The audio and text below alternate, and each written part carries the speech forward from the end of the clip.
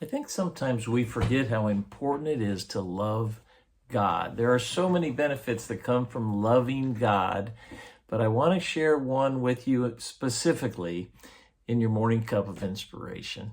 There's a verse many of you know, we read it frequently, but I want to share a specific thought with you in Romans 8:28, where it says, "And we know that in all things God works things together for our good, for those who love him and who've been called according to his purpose."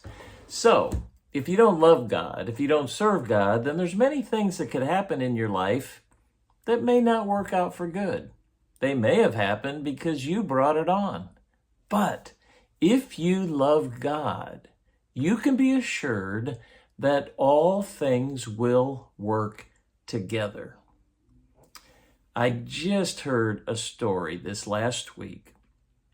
A friend of mine that goes to our church, his wife got cancer. This was about maybe 3 months ago.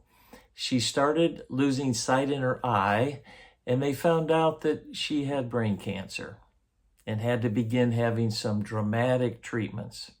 And they began this journey. It had gone on for 2 or 3 months. Well, toward the end of it, Steve's father, 89 years old, who did not believe in God, did not love God, did not care about God, came up to him and said, "You know what? I've been watching you and your wife through this journey, what you've been going through, how you've handled it, how you've trusted, how you've had confidence, and I see now that there's something to your God. And I want to believe and accept that same God." And he gave his life to the Lord. You might be going through something that you cannot comprehend why God would put you through that. Let me encourage you with that story. If you love God, there will be a purpose in it. It will be for your good. And you just don't know yet what's going to happen to make that an incredible story. Last Friday, Steve and his father were both baptized together in a swimming pool by our pastor.